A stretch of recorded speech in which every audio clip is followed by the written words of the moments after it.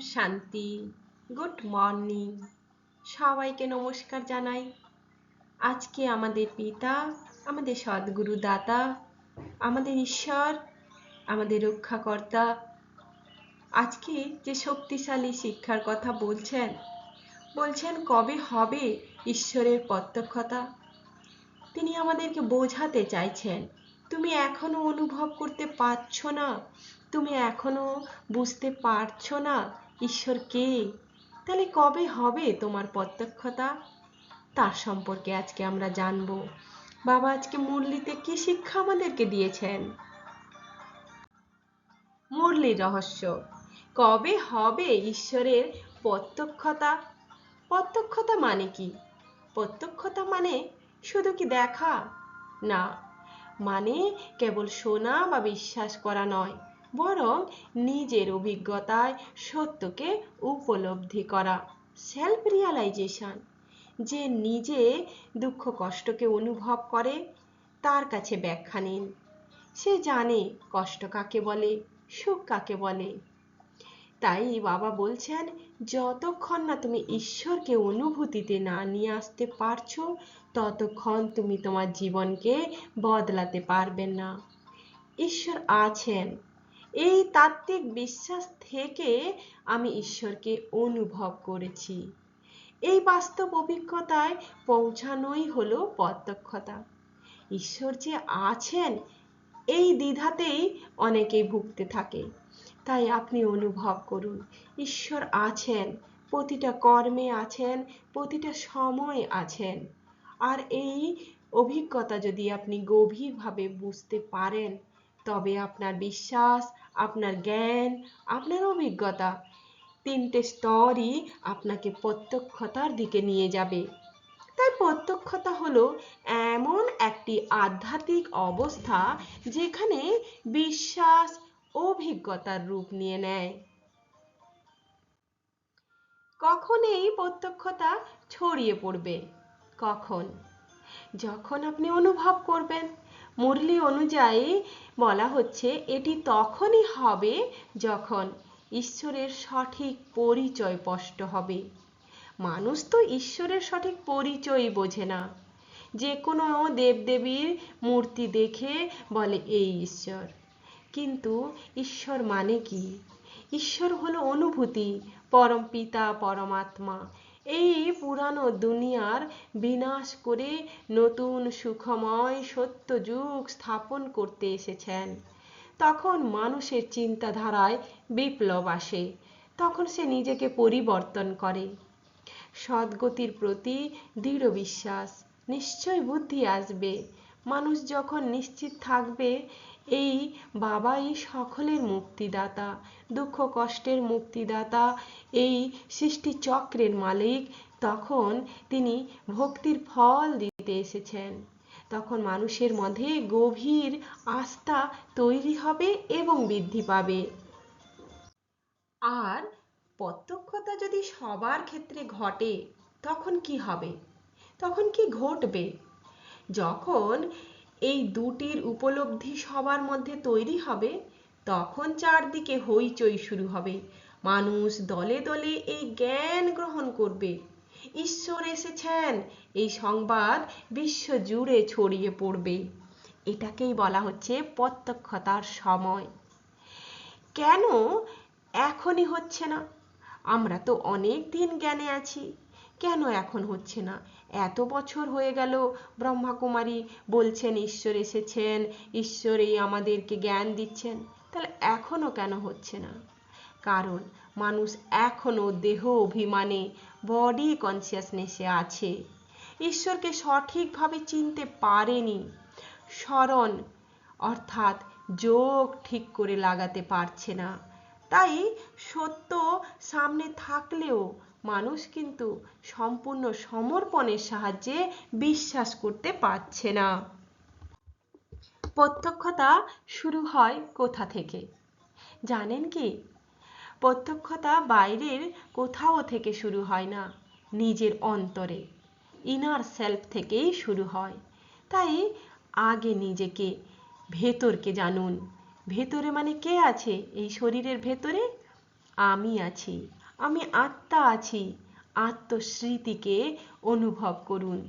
ঈশ্বর স্মরণ রিমেম্বার করুন যে বাবা নিরন্তর ভাবে আমরা কিভাবে আমাদেরকে স্মরণ করছে, আমরা কি বাবাকে স্মরণ করছি। অন্তরের সাথে সর্বদা যোগাযোগ রাখুন। শ্রীমত অনুসারে চলুন। যত শ্রীমত অনুসারে নিজেকে চালাবেন, প্রতিটি কর্মকে চালাবেন, ততই আপনি ফল লাভ করবেন। কি কি ফল?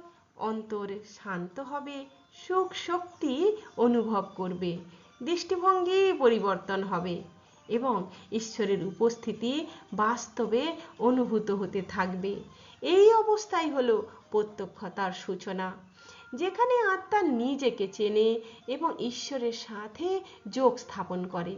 তখনই প্রত্যক্ষতা নিজের মধ্যেই জাগ্রত হয়। তাহলে কোথা থেকে শুরু হলো? নিজের অন্তরের ভেতর থেকে শুরু হলো।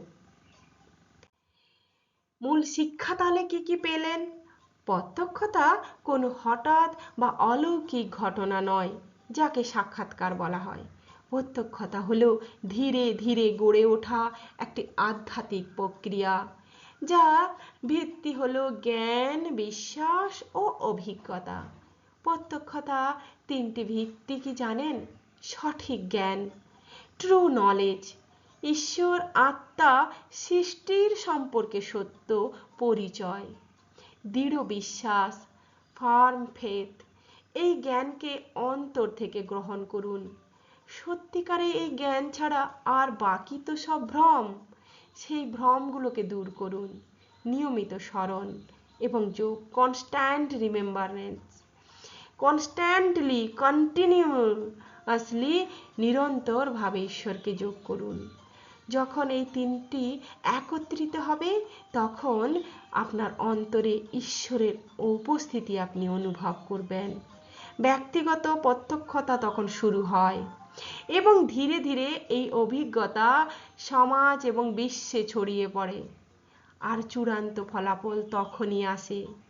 এক সময় আসে যখন ওই ব্যক্তিগত অভিজ্ঞতাই সমষ্টিগত প্রত্যক্ষতার রূপ নেয়, কালেকটিভ রিয়েলাইজেশনের রূপ নেয় এবং সারা বিশ্বে ঈশ্বরের আগমনের আওয়াজ ছড়িয়ে পড়ে। জ্ঞান, বিশ্বাস, যোগ, এই তিনটেই হলো প্রত্যক্ষতার জন্মের সবচেয়ে বড় পথ। তাই বাবা আজকে বরদান দিয়েছেন, নিজের দৃষ্টি এবং বৃত্তি পরিবর্তনের দ্বারা সৃষ্টি পরিবর্তনকারী সাক্ষাৎকার মূর্তি ভাবো।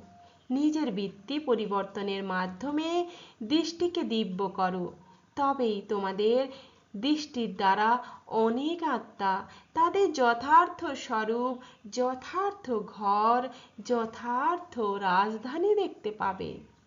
এমনই যথার্থ সাক্ষাৎকার করানোর জন্য বৃত্তির মধ্যে সামান্যতম দেহ অভিমান রাখা চলবে না।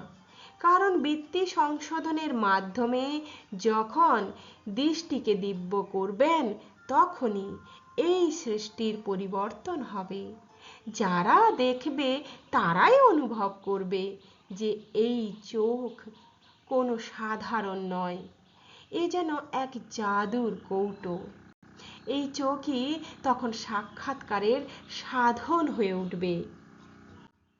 তাই বরদানের মূল জিনিস যদি আপনি জানতে চান, নিজের দৃষ্টি বৃত্তি পরিবর্তনের মাধ্যমে সৃষ্টিকে পরিবর্তন করুন, সাক্ষাৎকার মূর্তি হন।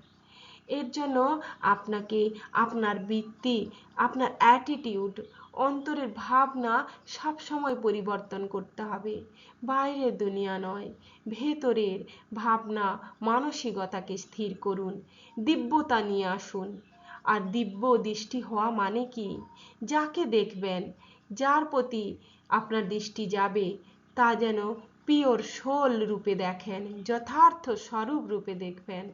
তারও মনে একটি শান্তি ঘর আছে, প্রকৃত রাজ্য সুখ সেও উপলব্ধি করতে পারে।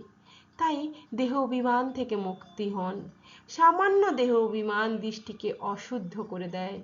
তাই সম্পূর্ণভাবে আত্ম অভিমানী সোল কনসিয়াসনেস হতে হবে, তবেই আমরা অনুভব করতে পারবো বাবাকে। সৃষ্টি পরিবর্তনের রহস্য আমরা জানতে পারবো যখন অনেক আত্মার দৃষ্টি ও বৃত্তি পরিবর্তন হবে, তখন পুরানো বিশ্বের চেতনা পরিবর্তিত হবে। একেই বলা হয় সৃষ্টি পরিবর্তন, ট্রান্সফরমেশন অব দ্য ওয়ার্ল্ড। সাক্ষাৎকার মূর্তি হওয়া মানে কি? তোমার দৃষ্টি এত শক্তিশালী হবে যে অন্যরা তোমার চোখের মাধ্যমে ঈশ্বর ও সত্যের অনুভব করবে। তখন মানুষ বলবে, এই চোখ সাধারণ নয়, এতে এক অদ্ভুত দিব্য শক্তি আছে। যখন সৃষ্টি দিব্য হয় তখনই সৃষ্টি পরিবর্তনের শক্তি জাগ্রত হয়। তাহলে পরিবর্তন করুন শক্তির মাধ্যমে, শক্তিকে জাগিয়ে তুলুন। মহান হওয়ার জন্য মধুর ও নম্রতার গুণ ধারণ করো। বাবা বলছেন, তুমি তো মহান আত্মা, তুমি তো দেব আত্মা, তার জন্য মধুরতা ও নম্রতা প্রয়োজন। ধারণ করুন আর নিজেকে দিব্য করে তুলুন। ওম শান্তি।